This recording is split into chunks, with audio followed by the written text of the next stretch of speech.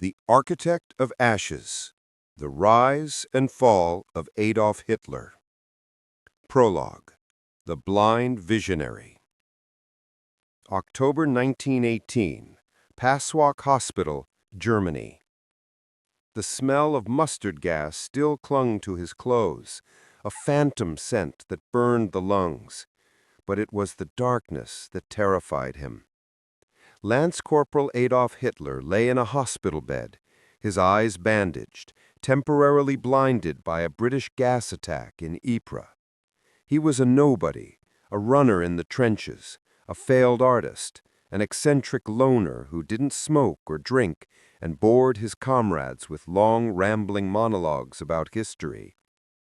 Then the pastor arrived with the news. The Kaiser had abdicated. The war was lost. Germany had surrendered. In the darkness of his blindness, something snapped. He didn't hear the relief of peace. He heard only betrayal. He wept, burying his face in the pillow.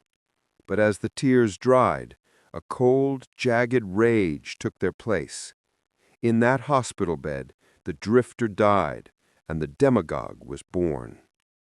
He believed he had been spared by Providence for a reason, to avenge a humiliation that existed mostly in his own mind. He would make Germany great again. He would make them all pay. Chapter 1. The Boy Who Wanted to Paint the World, 1889 to 1913. To understand the monster, one must look at the mediocrity from which he emerged. He was born in Braunau am Inn, a sleepy town on the border of Austria and Germany. His father, Alois, was a brute, a civil servant who believed in the whip.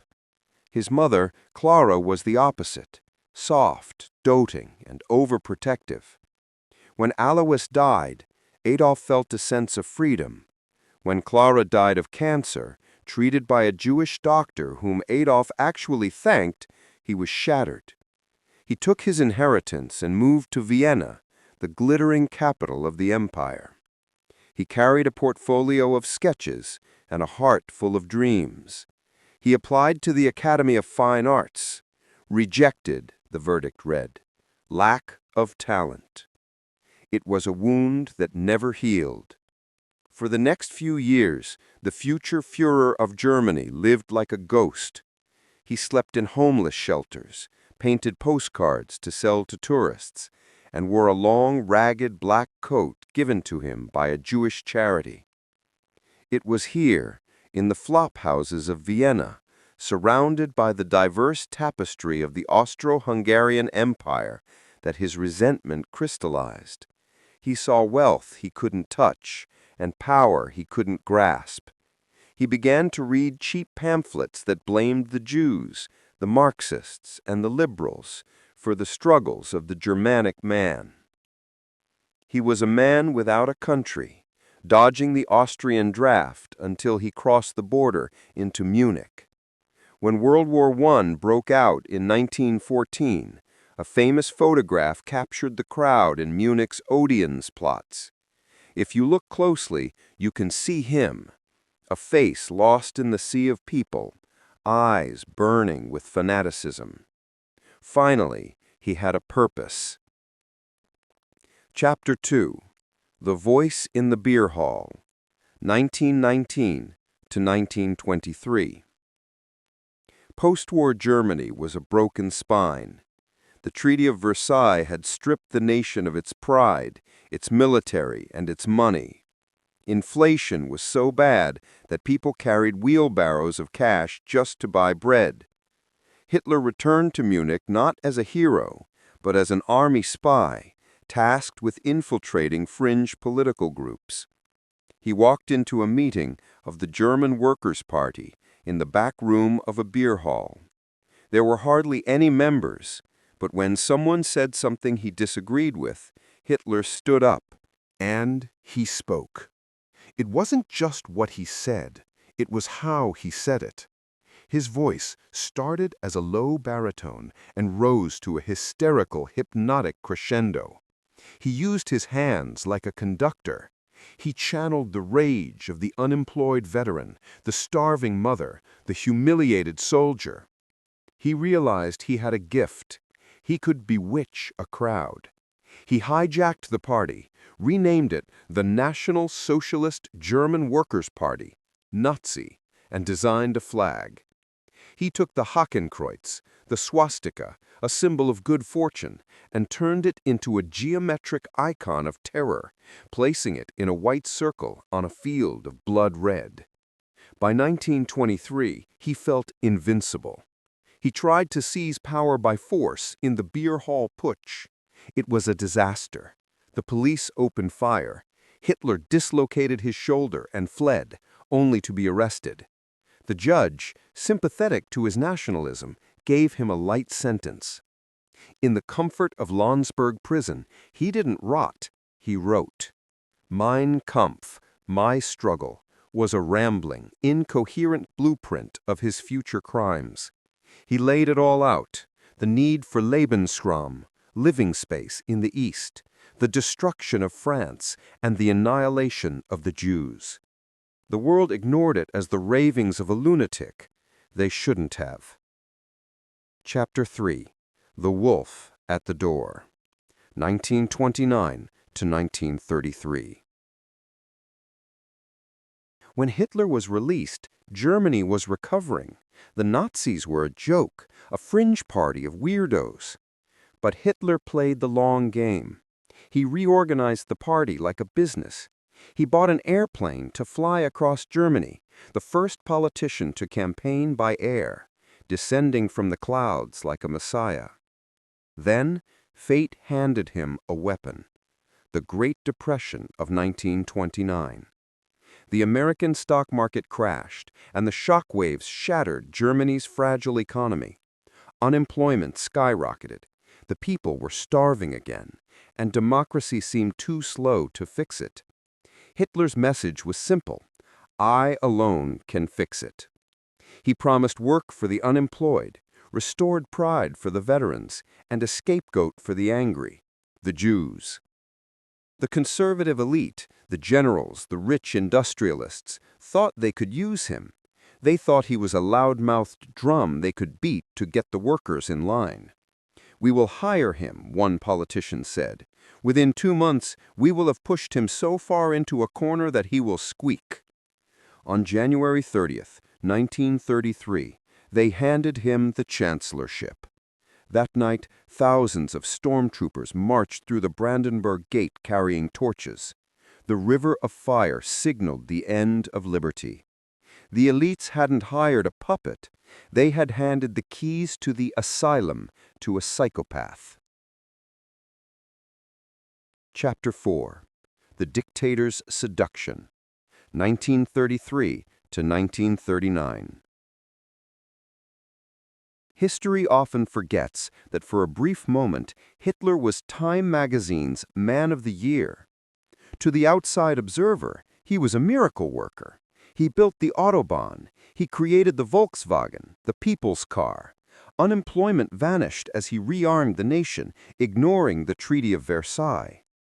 But behind the scenes, the machinery of terror was being oiled. The Reichstag burned down, likely a Nazi ploy, giving him the excuse to suspend civil liberties. He opened the first concentration camp at Dachau for political rivals. During the Night of the Long Knives, he murdered his own loyal friends in the SA to please the army generals. He was testing the world's resolve. He marched into the Rhineland. France and Britain did nothing. He annexed Austria. The world watched. He demanded the Sudetenland from Czechoslovakia. At the Munich conference, British Prime Minister Neville Chamberlain handed it to him, waving a piece of paper and proclaiming, "Peace for our time." He mocked them in private. "I saw my enemies at Munich," he told his generals. "They are little worms." He had seduced his nation and hypnotized the world. He was the most popular man in Germany. But he didn't want popularity. He wanted war. Chapter 5. Into the Abyss. 1939 to 1941. September 1st, 1939. The tanks rolled into Poland. The world finally woke up, but it was too late. Hitler unleashed blitzkrieg, lightning war. It was a new kind of warfare, fast, mechanized, and terrifying. Poland fell in weeks. Denmark and Norway fell in days. Then the unthinkable happened. In May 1940, the Nazi war machine turned west. The French army, considered the best in Europe, collapsed in 6 weeks. Hitler visited Paris. He stood before the Eiffel Tower, silent, gazing at Napoleon's tomb. He was the master of Europe. Only Britain stood alone, a small island protected by the sea and the stubborn will of Winston Churchill. But Hitler's hubris knew no bounds. He believed he was a military genius. Ignoring the lessons of history and Napoleon, he turned his eyes east. He hated communism and he hated the Slavic people. On June 22, 1941, he launched Operation Barbarossa, the invasion of the Soviet Union. It was the largest invasion in human history. 3 million men marched into Russia. At first, they were victorious, but they hadn't counted on 2 things: the endless reserves of the Red Army and General Winter. Chapter 6. The Industrialization of Hell, 1941 to 1944. While the soldiers fought on the front, Hitler's war against the Jews moved from persecution to extermination. This was the dark heart of his ideology. In January 1942, at a villa in Wannsee, Nazi bureaucrats met over breakfast and cognac to discuss the final solution. They didn't speak of murder, they spoke of logistics, train schedules, and gas capacities. They built factories of death: Auschwitz, Treblinka, Sobibor. Hitler rarely visited the bombed cities or the front lines. He certainly never visited the death camps. He preferred to give orders from his remote headquarters, the Wolf's Lair, hidden deep in the forests of East Prussia.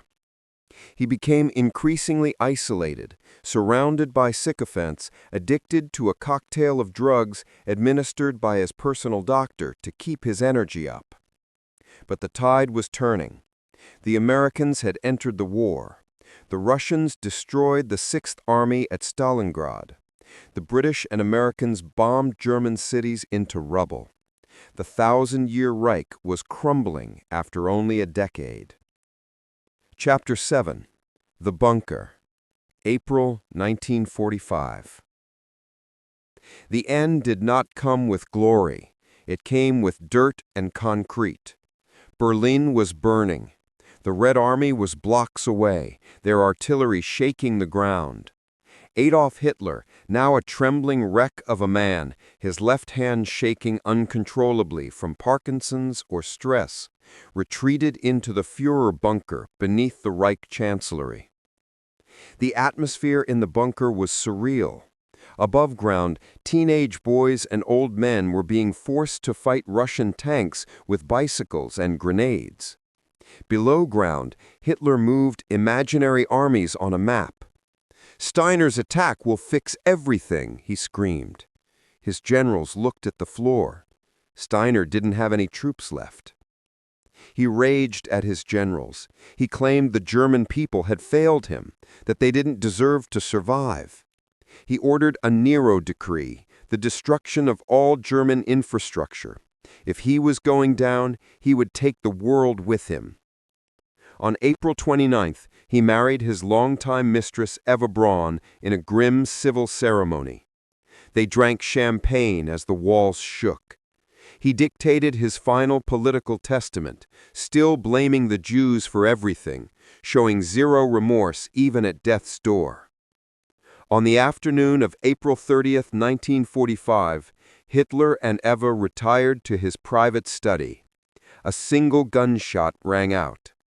The man who had caused the death of over 50 million people, who had shattered a continent and introduced the world to the concept of genocide, died by his own hand, biting a cyanide capsule and shooting himself in the temple. His body was carried up the stairs to the garden, doused in petrol, and burned. Epilogue: The Shadow. Hitler's legacy was not the 1,000-year Reich.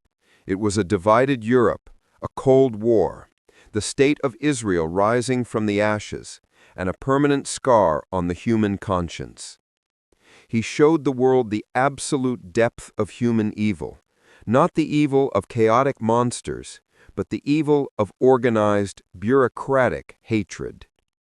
He remains a warning, a reminder that democracy is fragile, that hatred is infectious, and that when a charismatic leader tells you that only he can fix it by destroying them, the gates of hell are creaking open.